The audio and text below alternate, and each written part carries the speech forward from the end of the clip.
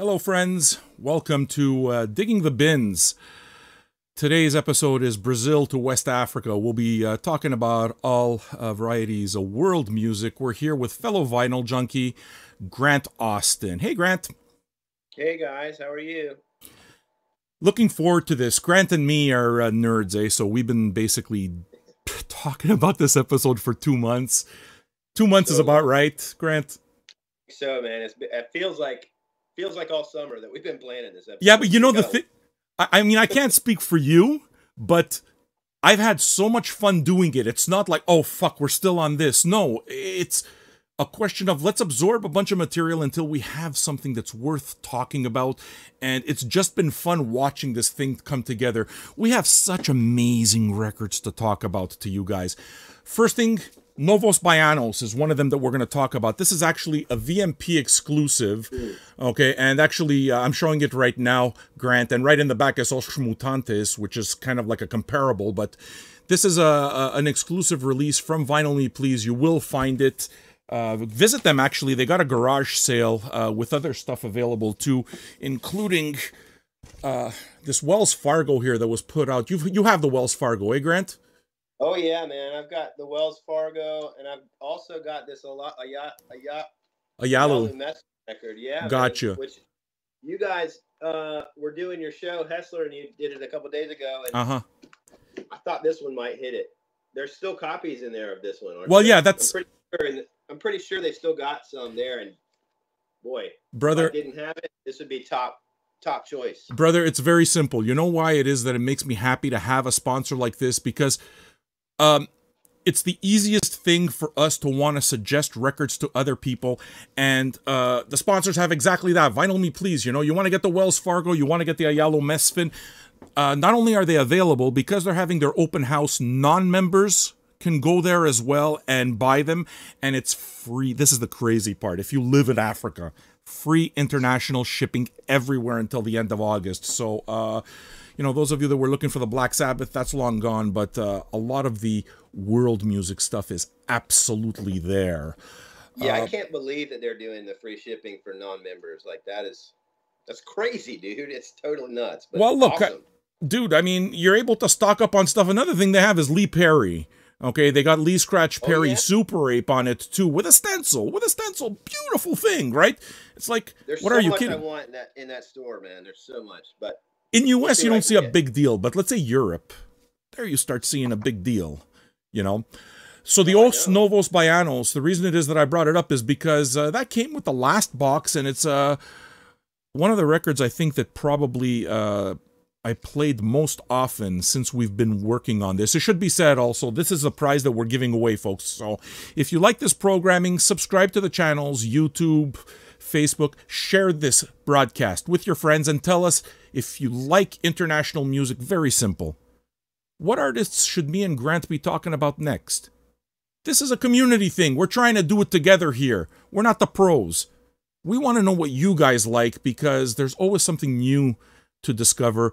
And one thing, actually, Grant, which kind of like could go in a little bit, is what's fun is realizing no matter how deep you go, there's always a little bit deeper to go. And that kind of takes me to the record that, other than the Novos Baianos that I've been going crazy with, is that Sweet as Dates. So we're going to be talking about Somalia a whole lot. And I got a personal story, Grant. I had a Somalian roommate for a little while. Did you? There are stories.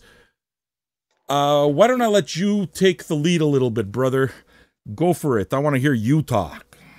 Do you want to talk about Sweet as Broken Dates a little bit now? We can talk about Sweet as Broken. You know what? Why don't we go with... Yeah, absolutely. I mean, we're there. We're going to go to Novos Baianos later. But yeah, talk about Sweet as Broken Dates. That's a fun one. Yeah, okay. It is a fun one. And it's... So this is Ostinato Records, which is a pretty new label. This is the third release of theirs out of... They are... their fifth release is upcoming. It's a 3 LP Sudanese compilation. Oh, nice. I think it's called Two Niles to Sing a Melody, and I'm super excited about it. And part of the reason that I'm super excited about it is because this Sweet as Broken Dates record is so phenomenally good. And it's tapes, lost tapes from the Horn of Africa. And so these recordings are from the 70s. They're and maybe early 80s. I can't remember if there's some 80s stuff on here. But Yeah, for the most part, it's between 69 and early 80s. Yeah, that sounds right. And it's God, how do you describe the music? It's so Somalia, you know, there's all the on the Indian Ocean. There's all these this confluence of cultures, you know, and so for me, I instantly heard some Bollywood sounds. Absolutely. Yeah, you're definitely right. And there's clearly the Maghreb sort of Middle Eastern sounds. There's reggae in there, Middle Eastern. Did you take the time to read the liner notes? I mean, I'm fresh on this now. Okay. Yeah. But I'm just going to add a little bit and then throw the ball back to you. But one of the things, the Horn of Africa, okay, one of the things that they were talking about in the liner notes, because me and Grant, listen, I mean, I wouldn't call it work. We're having a blast, but we've been at this since 8 a.m. this morning. We've already been at it for 5 hours kind of thing. And where Somalia is located was a port city. And that port city just saw a lot of goods coming in. And Mogadishu, supposedly, the meaning of Mogadishu is something like the seat of the king, or something like that, that I had read in the liner notes. But there's a confluence of cultures that come into that. And what I found out was that Somalia, and I'll have a story with this, but Somalia was once basically occupied by Italy. And I didn't realize that. Yeah, dude. I didn't put that in the notes, I guess. Yeah, actually, you know what? Oh, no, I'm gonna save that story. I got a personal story, which is the weirdest thing, but it was amazing. Okay, but the music, all this is to say that 69 to late 80s was a period where culture and music was a very, very, very big part of Somalia, and it was very government-backed. So what winds up happening is a lot of Somalian music is based on the oral tradition, and they have a very strong, before 69, which was a revolution of some sort. I'm sorry, I'm not a historian. I just read the liner notes this morning. But before all of that happened, okay, there was a big oral tradition, and they were very into poetry. As 69 to early 80s seems to be really the most fruitful cultural time of Somalia, they developed a whole ton of plays, like tons and tons and tons of plays, as well as music. And while they were doing all of this, I don't know exactly why, Grant, but there seem Somalians, or in Somalia, there seems to be a huge appreciation for Bollywood movies. Okay. You can certainly hear it. Can't you? I mean, I was listening to some of the stuff on this record. I thought I was listening to Lata Mangeshkar.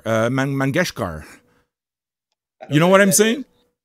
She's recorded for thousands upon thousands upon thousands of Bollywood soundtracks. She's the voice. Her and her sister are the voice of Bollywood. So, you know, in the 50s and during that tradition of Somalian art, Somalian plays, mostly it was kind of like Shakespeare, right? It was under the residence of men, so the women were played by men, or they were played by little boys. Eventually, what wound up happening is that women, they just started realizing how sweet their voices were. And because there was this just period of cultural openness and celebration of the Somalian culture, women started taking their rightful role in Somalian culture and playing the female roles that were that they used to be occupied by men. And the title of the album you're showing right now, Sweet as Broken Dates, comes exactly from that. There's a saying, I don't remember from what part of Somalia, but there's a saying that says, you know, that the voice of women in theater is as sweet as broken dates.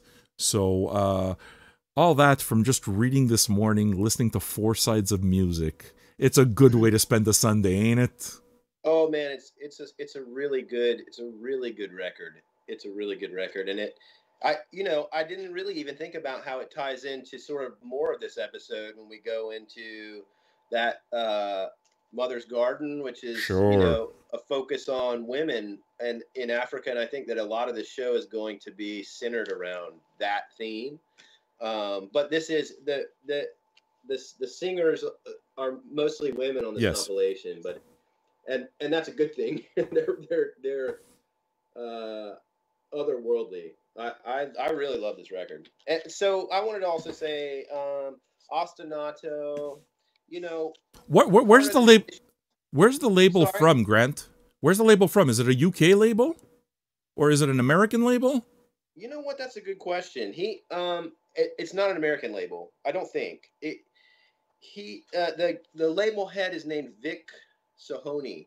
I think that's how it's pronounced. If you guys know Ostinato Records, let us know, man. We'd love to know where it's from because, I'm very impressed with this label. Sorry, go ahead, Grant. No, that's okay. So I mentioned that they're coming out with their 5th release. I have a couple others, and they are the one full release that I'm missing. Here's their 2nd, and that's a Cape Verde. Oh, killer comp. And then here's their, what is this one? This one's their most recent release, and it's a Sudanese musician by the name of Abu Obaida Hassan. Also, stuff that I would never, ever, ever have come across. And what period is that in? Like, during which times are those recordings? Do you know? Okay, so the Cape Verde is 73 to 88. Nice. Okay, so we're all covering that basic period of the 70s. Yeah, most of the reissues that they've done have been from that golden era. This is a neat one too, though. It doesn't have a booklet, but it has pretty good liner notes, and it's focused around one guy. So look, it's dude, a little less in depth than the entire Somali compilation. But it kind of you're giving me a perfect reason to go right into Ostinato a little bit and Sweet as Broken Dates, because I'm showing the gatefold to the jacket right now just to show people exactly how much liner notes there are. Guys, this is just the inner jacket. Now, the jacket is just straight to board, nothing special, but the thing is that they're very cheap records, okay? Under 30 bucks. Check this. This is the big one, dude. There's a booklet in here that's like 16 pages, and we're not talking about garbage, eh? This booklet is heavier than the actual album jacket, and it's filled with pictures, and it's really quite... I wasn't able to just get through all of it, but I got through the first couple of pages and got through the gatefold enough to know, actually, that one of the reasons that a record like this of Somalian music from the 70s is coming out is because... politically, economically, and socially, supposedly, just slowly at a time, Somalia is really beginning to come out of, all of the stuff that we generally have associated Somalia with, just war and strife and that kind of thing. And because a lot of the music from that period was government, it was property of the government. During all the wars and during all the upheaval, they were very keen. That's why music kind of like died, or culture kind of died during the 80s, 90s, and so forth. The war and the upheaval in Somalia made it so that a lot of the artists actually left the country for their safety. And what happened with a lot of these tapes, the reason it is that we haven't heard a lot of this music is because it simply wasn't available. Now, while all these bombardments were going on, what people who understood how important it was to preserve the culture of Somalia, and Somalia is mostly, like I said, plays, music, that kind of thing, what it is that a lot of these guys did during the difficult decades is they would take the time to make sure that these records and these tapes were protected. So they would literally sometimes dig holes and put them underground so that the bombs wouldn't destroy the tapes and they could be preserved. It kind of gives you chills, doesn't it? It kind of gives you chills to think about, like... It's amazing. It's freaking amazing. And the thing is that that's exactly the point I was trying to make. What happened now, according to the liner notes, is that something like 10,000 recordings have been made available for the very first time. So we're finally at a point where Somalian music is really beginning to be in a position where where it can proliferate the market, and people can start hearing it, and people can start associating Somalia for its culture and its beauty other than war, strife, and so forth. The liner notes point to YouTube being a big thing there. Labels like Ostinato go a step further. Let me tell you real quick, we've talked about Ostinato a lot, which I'm happy about. And I want to mention real quick that if you want to know more about the label, but in general, there's a great TED Talk that Vic Sohoni did about just that, about his mission statement as a label to kind of reboot the, reputation of some of these places that the world has forgotten about a little bit, or at least in the general media about those countries, it's been negative. Mm-hmm. It's a great TED Talk. You should check it out. Well, look, I'll go. So we've gone on about. Hold on. I'll go one step. Just give me 1 second. I'm going to go one step further with that. If you can, send me the link, Grant. And what we'll do is we'll put it up on the episode page so that people can check it out for themselves. That's a great idea. Yeah. Everybody should watch it. The label. His mission statement to me is very much like a new mission statement that I never realized that I had never processed it in my mind as well as he did, and he's eloquent, and it's great. So anyway, where are we now? We just went way off onto Somalia. Dude, we went so far into Somalia. You know what? Can I tell you a story about Somalia? Yeah, sure. I've been to Italy a couple of times, and always liked I love culture. I love culture because I just like to enjoy things, almost kind of like not immerse myself in it, but just really take it for what it is. I always talk about musical anthropology in the sense that the anthropologist isn't there to disrupt the way things are done. They're there to really just watch things the way they're normally done. Now, I'm a white guy. I remember the first time I went to Italy, must have been 97 or something. And, dude, it was the wildest thing to watch. Actually, before that, let me go before that. When I was in university, I was poor, like most people. So at one point, I had to take in a roommate. I used to work in a telemarketing company. Okay, so we'd see a lot of students there. So in come a bunch of Somalians. And Somalians, they look a certain way. You can kind of, like, if you see Somalians in general, you can kind of realize that they have rather distinct features, right? So they're there, and suddenly, as I'm doing my work, during the breaks, you get to know your people around you, and the dude Abdul starts talking to me in Italian. Oh, yeah? What? And I'm hearing him talk. Now, I learned my Italian from my grandmother, who moved to Canada in the 60s. So she's still talking with broken Italian dialect from the 60s, Neapolitan dialect. So that's how I talk. I don't talk properly, and I'm Italian. This Somalian guy that I'm working with, whose birthday is on exactly the same day as mine, as I figured out, it was like talking to a twin, but a black guy. And his Italian was far better than mine. And I never understood it because he came to study here, and he's one of the guys that fled. This must have been 92 or 93. So he fled Somalia, and they were here, they claimed refugee status, and they were looking to make a life here. And they got a job. I guess, obviously, once they were able to work, the minute they got their social insurance card here, they went and worked with me at this telemarketing company. Anyway, there were a bunch of them that would live together. There were maybe 8 of them or something that rented a house out, and they lived all together.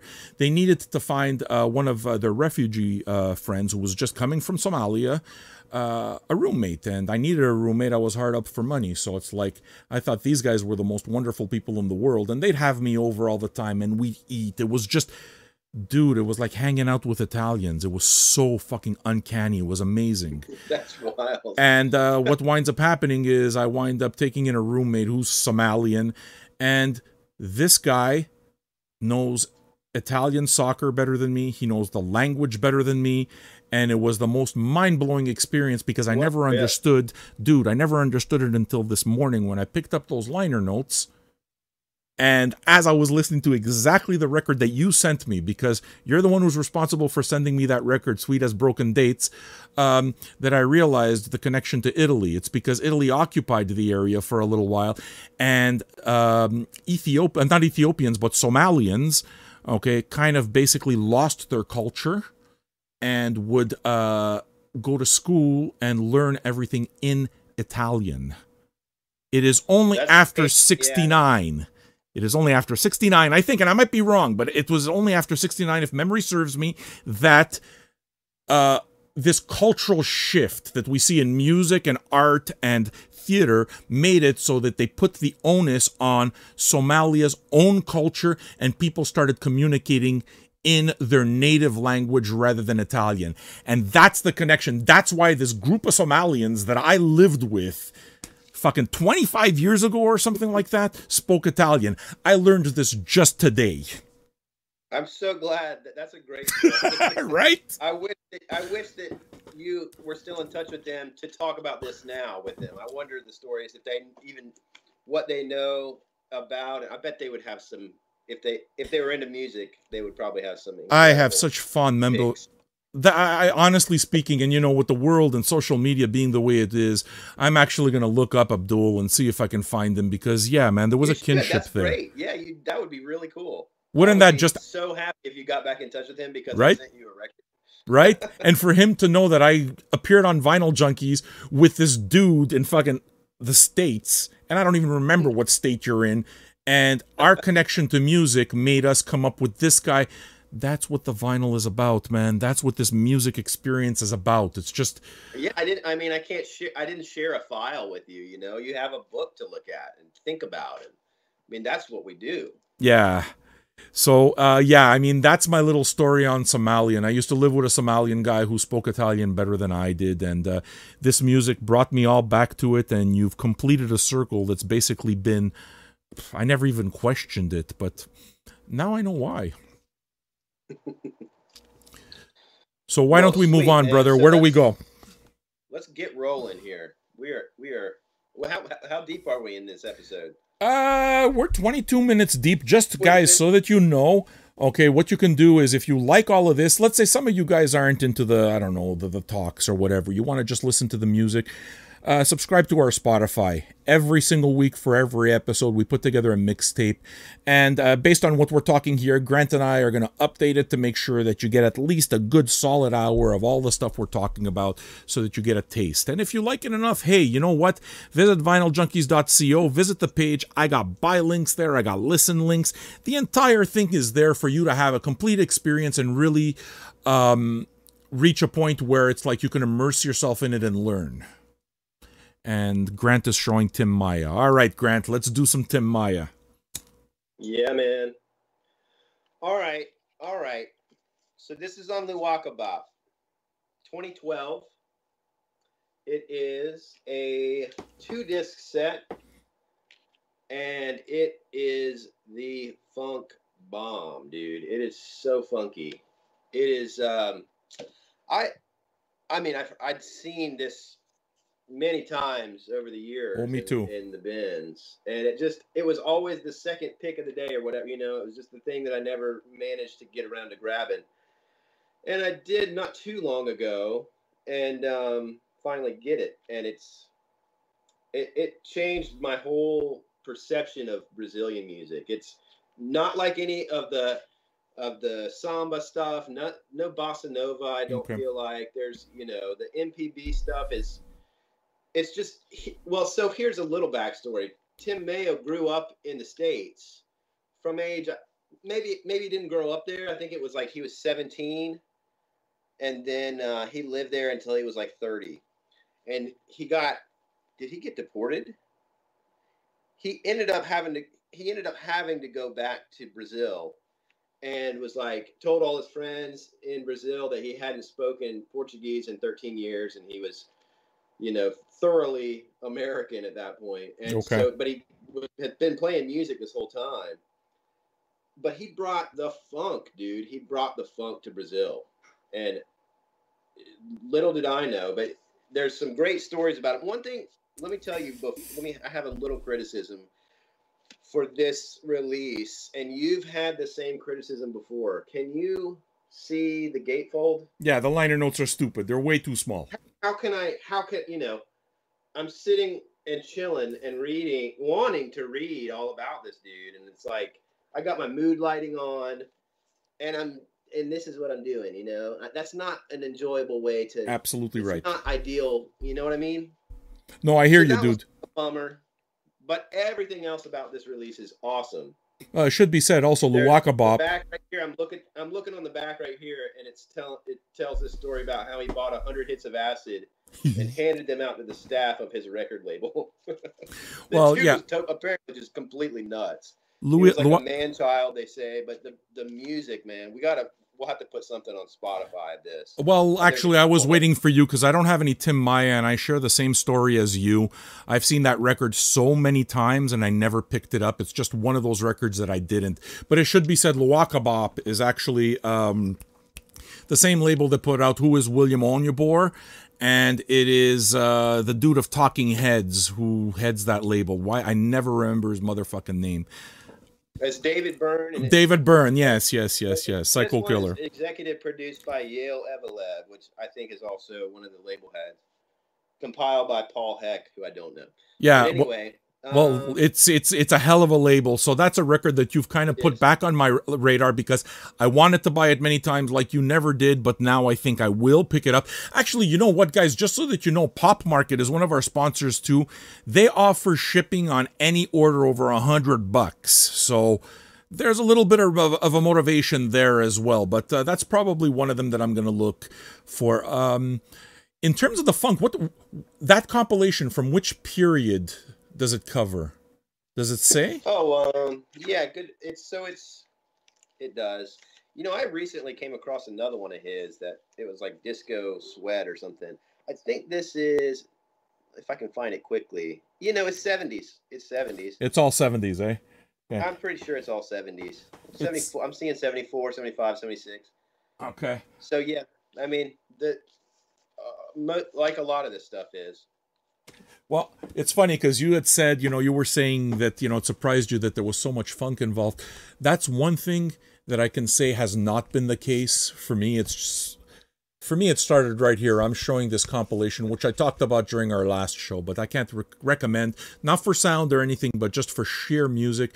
Love, Peace, and Poetry compilation of psychedelic music from around the world. I originally downloaded all of this stuff on SoulSeek, so I had all of it. And eventually noticed that it was available on vinyl and immediately started snapping all of them up because they are just about as good a primer to get into other things and start digging.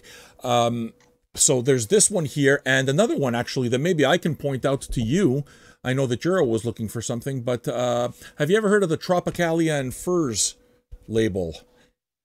There's a 2 LP set called Brazilian Guitar Fuzz Bananas, which is music, psychedelic music from the 60s and 70s. And again, it goes to this kind of rock feel that happened in Brazil with what you're describing in Tom Maya. And I can't speak for Tom Maya because I don't know the music, but I listened to Marcos Valle. That's there. I've listened to the compilations and everything on this as well is the case. Dude, when you have a look at this, you have to see what the centerfold looks like.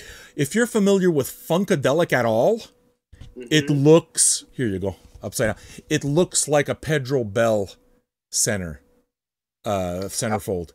I can't wait to watch I can't see you, so it's... I know. I can't wait to watch the episode, because that sounds delicious. Dude, and the thing is in terms of the jacket's really nice, too, so you get a really beautiful experience on the label Tropicalia and Furs. I don't know if it's still available, but if it is, I highly, highly recommend it. To me, that's where I got my language, but I'm enjoying so much watching all of these labels dig even deeper. The vinyl explosion, look, let's face it, okay? It's one of the only places where people are buying physical music, okay? It's growing all the time. And I think that it is driving a lot of diggers, real diggers and real passionate people to go and look for music that doesn't exist or didn't exist on vinyl or anywhere else. A lot of this stuff can't be found other than on these compilations, you know, so snap them up, man. They're the best. And it winds up always taking you, it always winds up taking you to another direction, into another area. You wind up always, oh, okay, wait a second. Hey, on this album, there's the band Suck. Suck is a rock and roll band from Africa. Yeah, let me go check it out, you know? So if you're curious, these types of compilations, not only do they provide you with the opportunity to listen to music that was previously never available and only available on 45s locally kind of thing, but it gives you a chance to start digging deeper into catalogs. And because there's so many of these small labels that are just passionate about the music, what they're doing is they're beginning to obtain rights to these records and putting them out for the first time. So instead of having to look for this deep dig from Africa or from Brazil that'll cost you $1,000 to get in a scratchy old original, you know, labels like Ostinato and Mr. Bongo and Tropicalia and Furs and Strawberry Rain, these guys are all putting it out and they're all making it affordable. It's great. It's there's another one, actually, a Brazilian one that I was going to talk about a little bit. You called Far Out Recordings. Excuse me. This is a record that I kind of wanted to counterpoint your Os Novos Baianos. Go for it, man. Yeah, sure. Because I don't have that one. That is the Os Novos Baianos is a killer pick from VMP. I mean, oh yes, it's incredible. I mean, I think that it's the Brazilian Rolling Stones #1 record of all time, isn't it? Really, eh? It's funny because I don't know. I'm pretty sure, but anyway. So this is a record from Far Out Recordings. Okay, and it's these two comedians who were really popular comedians in Brazil, and they also had sort of a variety show, but they also had a full band. They played with Azimuth, who is like a jazz funk Brazilian outfit, right? Yeah. Among diggers, Azimuth are definitely known. They've been sampled too by hip hoppers. Yeah, I don't have any of them, but I know of them. But this is, in essence, an Azimuth record with these two comedians that also sing and have backup singers. But I mean, check this cover out. So we've got. It looks to me like they're doing some set, and we've got Hunter S. Thompson, maybe? Or Cheech Marine. Well, this looks like Aleister Crowley to me. So I don't know if Aleister Crowley and Hunter S. Thompson are hanging out on this variety show, but I mean they're character actors, so clearly they're in costume. But it's got some really good, funky jazz kind of. Not what I was expecting at all. I'm gonna have to look for that one as well. Actually, no, I love the fact that you're bringing something that I haven't. Is that a recent Is that a recent album or? Yeah, it is. Like, when did it come out? Is that something that I can find in the record stores now, kind of thing? If it's curated right, you can. I did.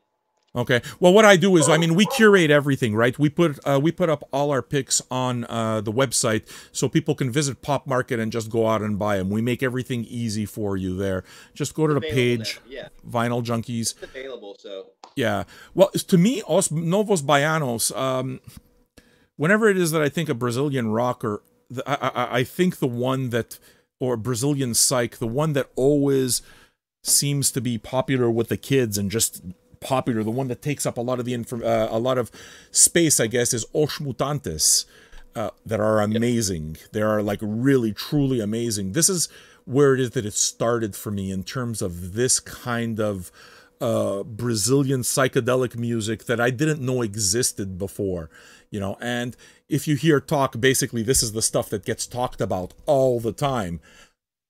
I listened to It Os does. Novos Baianos, dude. I think for rock, because this is kind of like a rock record. There's a lot of rock elements to it, a lot of fuzz elements, a lot of psych elements.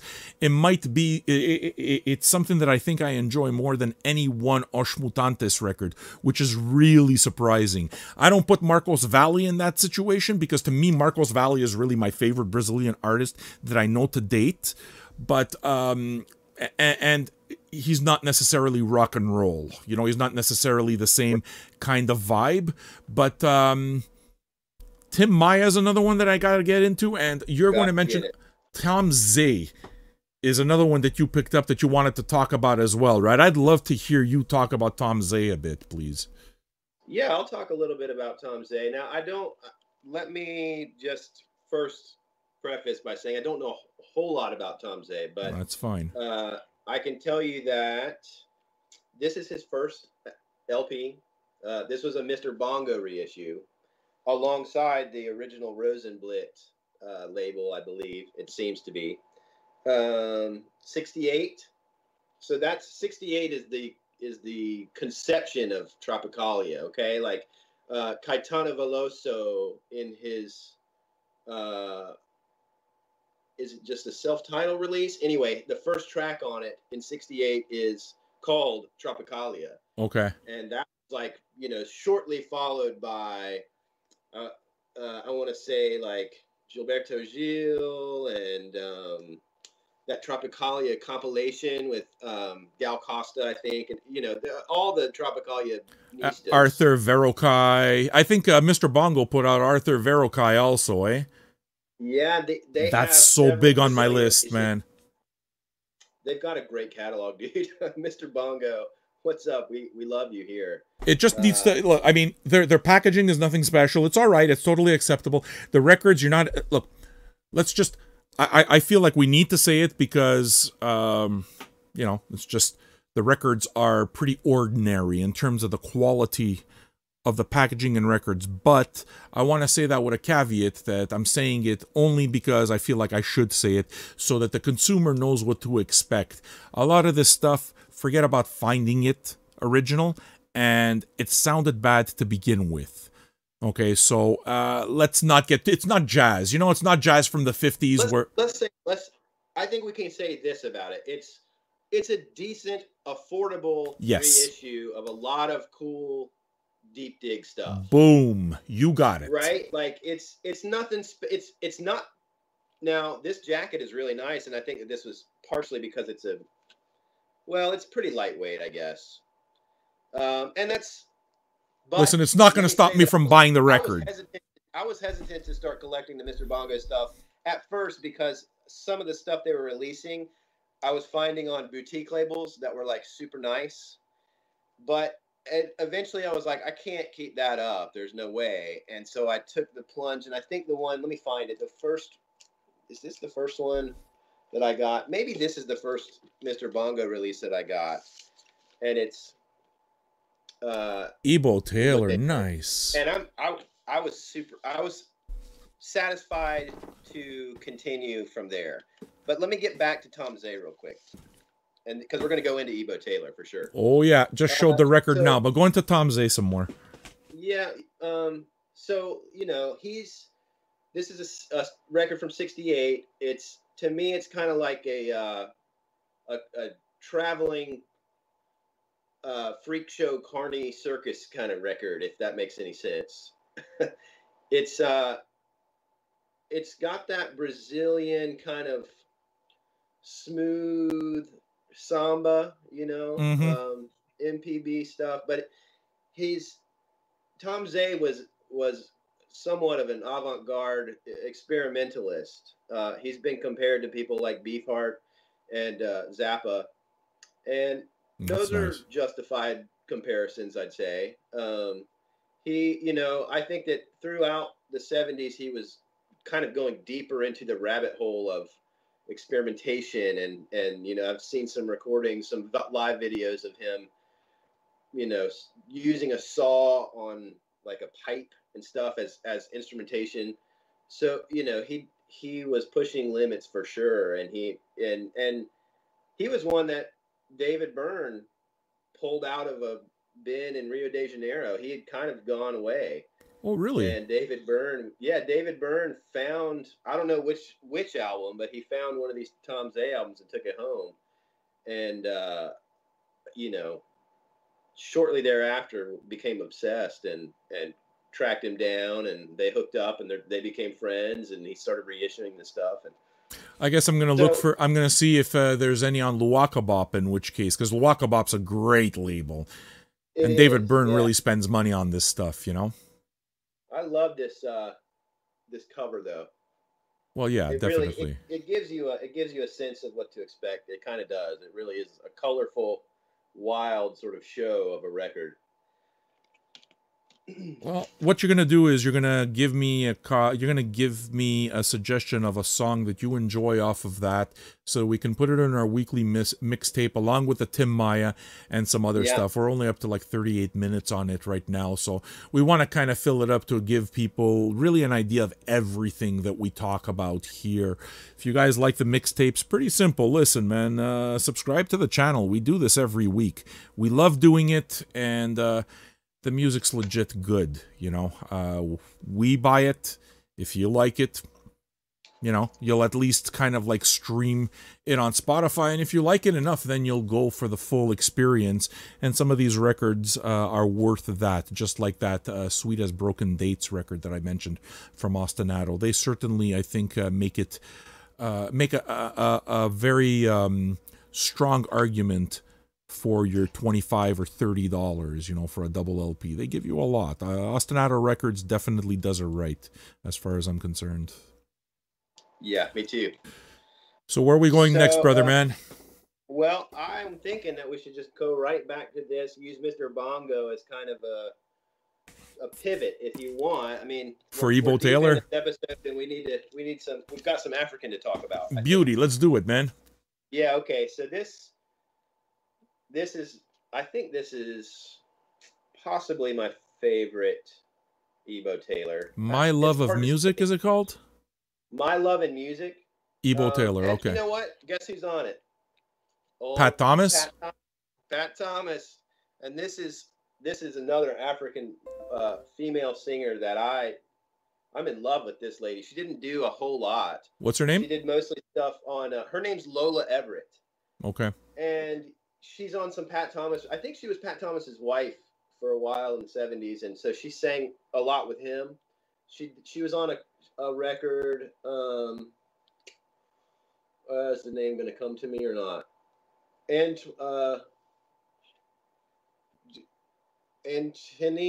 Jerome Antoine. Anyway, I can't remember the name, but she sings on like 5 or 6 LPs. I've looked her up on Discogs a lot. I love her, but this is that classic Highlife sound from the early 70s, early mid 70s. You know, the Pat Thomas stuff. Of course, like sure. This is along those same lines. And then let's see. It's funny, you know. Let me just go a little bit into. Let me do a little bit of Pat Thomas, because Grant, you sent me a bunch of records, and listen, you're absolutely the reason that I know about the Sweet as Broken Dates. And right now I'm showing Pat Thomas introduces Marejata, which has been recently released, and he sent me this one as well. And what caught me about this record is, dude, this sounds a whole lot like straight reggae at some points. Yeah. I mean, do you know what the connection is there? But it's just straight reggae. Yeah. He's got soul, too. Well, yeah, a lot of these guys, obviously, that James Brown tip is always there, pretty much. Right. And that's something to be expected. That what label was that Marejata record on? You know, that's a Mr. Bongo, and I'll tell you what, one of the things, this was their record store day release for 2018, I think. Okay, gotcha. One of them. Okay. But look, I love it when they do just this little extra step of the rice paper sleeves. Absolutely. Or, you know, the film inners. No doubt. It's got a really nice inner sleeve, is what I'm saying. Well, the thing is look, I mean, if we take it from a vinyl junkie perspective there, you know, if you put the record and you house it in a regular old paper sleeve, I throw those sleeves out and I make sure that I sleeve them properly in vinyl style sleeves or, you know, rice paper sleeves, MoFi, whatever, yes, you know. I know, but you don't have to do that here. You know, Yeah. that's what I mean. Like, it's just a little thing, but it's nice to already have that step done and have that taken care of. That's part of the package. Well, that's anyway, a beautiful that I like. No, the thing is I don't have those nice rice paper sleeves available, no, but you're right. So you're right. The thing is that's you know one what I mean? thing. Like, Hold I can get the paper Grant, we're easy talking at over any each store, other. but- Grant, we're talking over each other. Grant, we're talking Yeah, over each other. Go ahead. Sorry, now I lost my train of thought. All right, yeah, let's move on. What do you have there? Yeah, we're moving through some Ebo Taylor real quick. We're going to do a little pictography of Ebo Taylor. This is a fantastic reissue label, my man.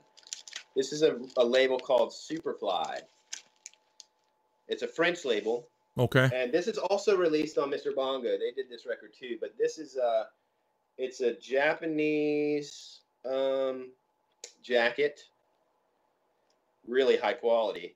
And the presses that this company does are impeccable. They're just impeccable. It's got that beveled edge that's so nice. There's the reproduction of the Philips label. Philips original labels, yeah. It looks and it looks beautiful, and everything about this label, Superfly Records. They do limited editions, but their whole catalog is like, what's that? I want it immediately, kind of thing. You know what I mean?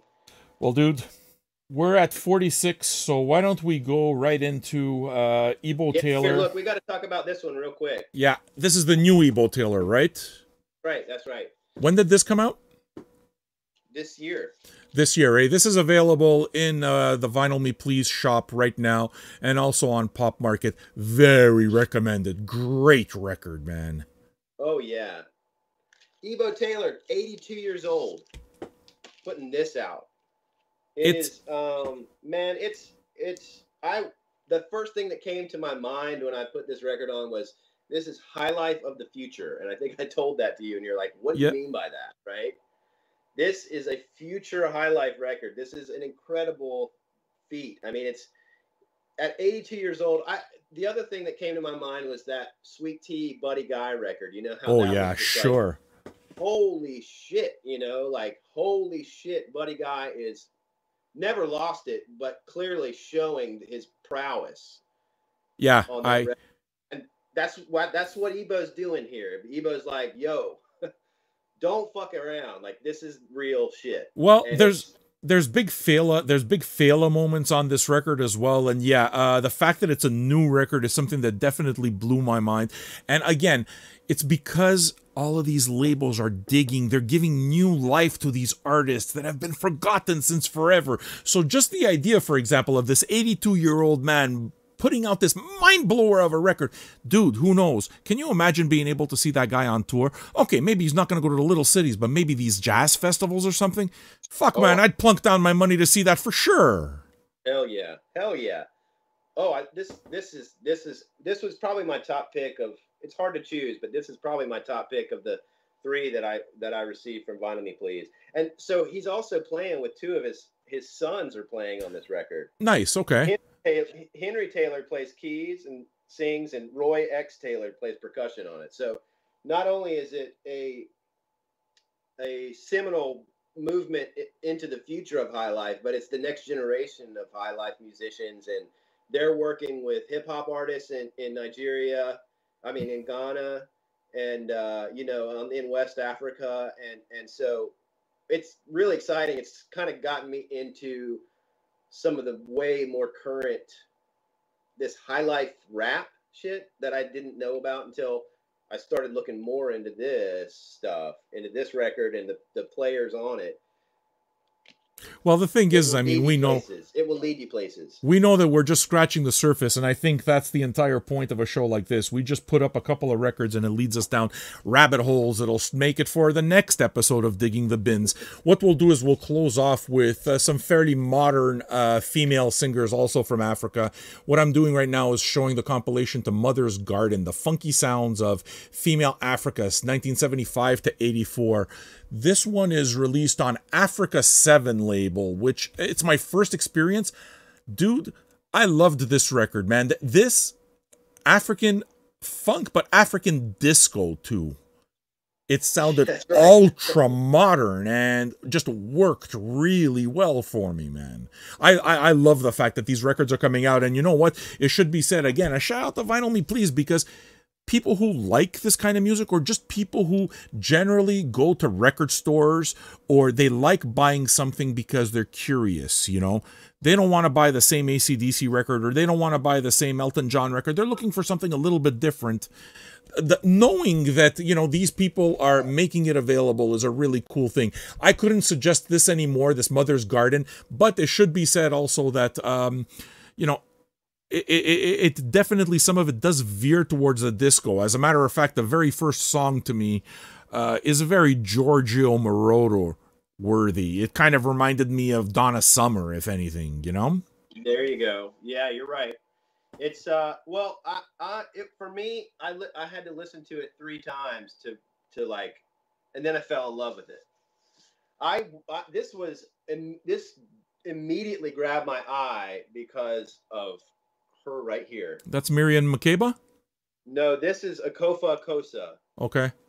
And it's one of those more obscure ones. Here, look, we got Miriam Makeba here. Okay, yeah, because I knew she was on. Okay.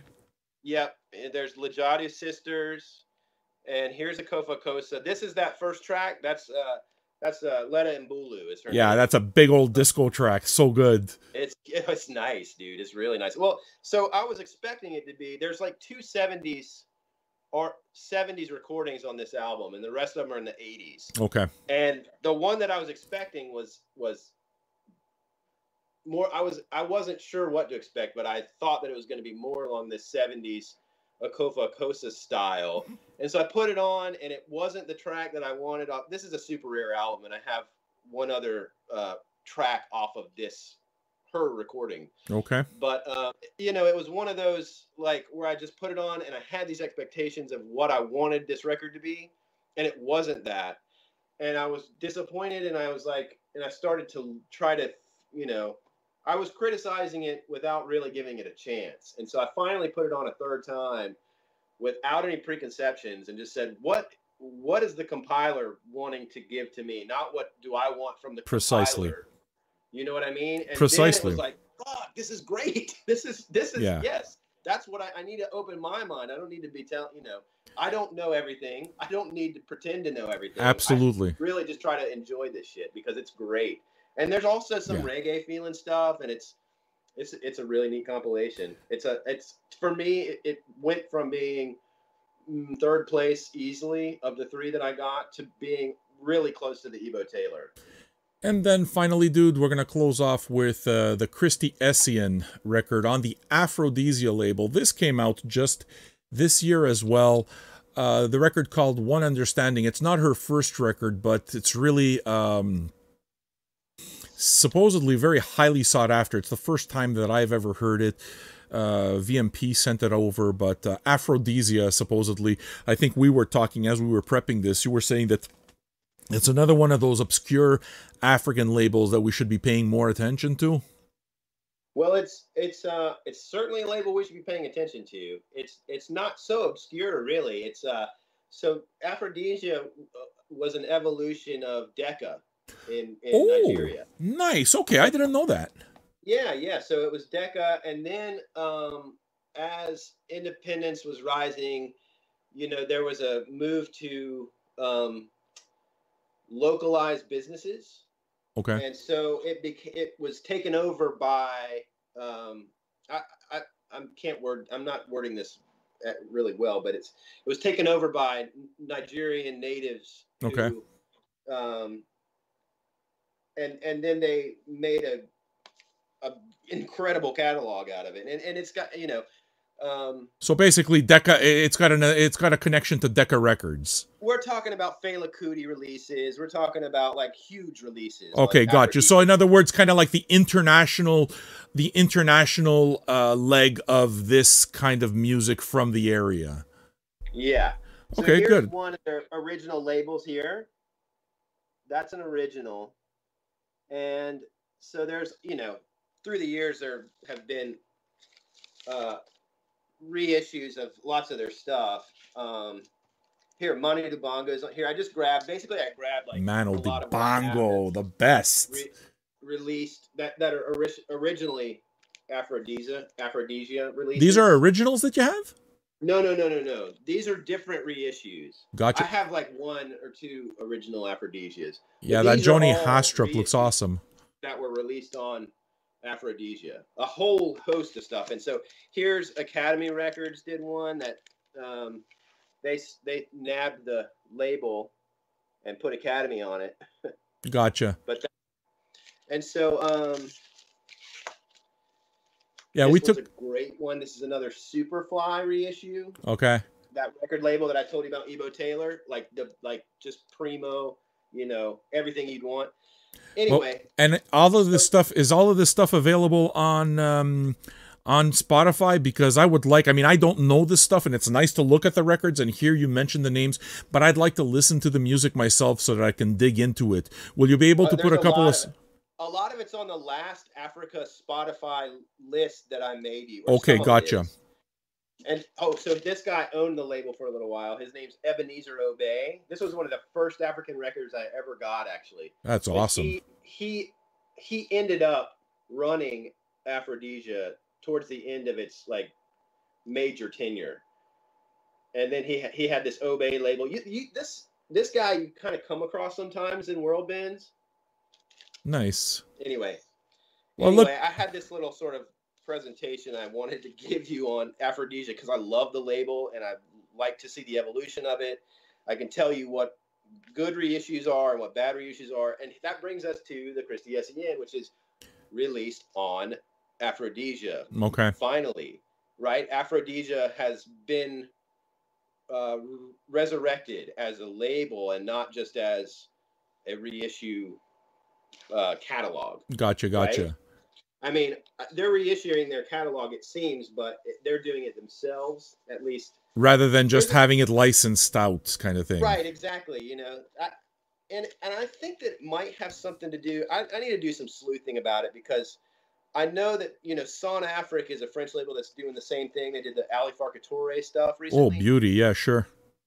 Yeah, and I think that Africa 7 somehow is working closely with both Son Afrique and this Aphrodisia stuff that's coming out, and that makes me super, super happy, but also like, please do us justice every time. You know, let's keep the consistency up. Well, look, let's just say that obviously we are going to have plenty to talk about during the next show. It was a good one. You liked the Christy S.E.N., we're going to end here. It was my least favorite of the three, but it had... Me too. It had some funky ass moments. That second track, I love that bass riff. Yeah. And she's I want every Aphrodisia record. I collect the label. I collect it however I can get it. Yeah, so, gotcha. You know, I'm very happy with it. What we're gonna do basically, is put that all up on Spotify so you guys can basically judge for yourself. If you like the records enough, like I said, visit our page and you're going to see links, listen links to full albums on Spotify, and buy links either from our sponsors at Vinyl Me Please or Pop Market. They're both having deals. Listen, do you like the programming? If you like the programming, subscribe to the channel, share this. We will pick a winner for... the big one, as far as I'm concerned, for last week, Os Novos Baianos, man. We're going to be picking a winner for that record. And believe me, you want that. This is the... you don't have that one, right? Yeah, no, this. me. I'm just saying, like, I need that record badly. I want that shit. Yeah, So that's an exclusive Vinyl Me Please pressing, and we're gonna make this available as a prize to people who share, and basically, you know, tag a friend and tell us what's your favorite African music or what's your favorite world music. Let's start a conversation, and we will pick a winner and give you guys a call and get it done. Dude, we did another show, man. Hey, man, I had a great time. We went everywhere, right? We did. All over the place. It comes together, man. It's fun. I already can't wait for the next one. Grant also sent me this Japanese blues record, which at some point, believe me, Japan, Indonesia, we're going to get into all of it. It's going to be crazy. All right, brother. So look, the show was great. I hope you enjoyed yourself as much as I did. Catch you on the flip side, man.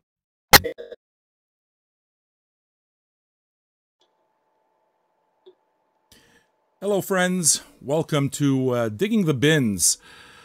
Today's episode is Brazil to West Africa. We'll be talking about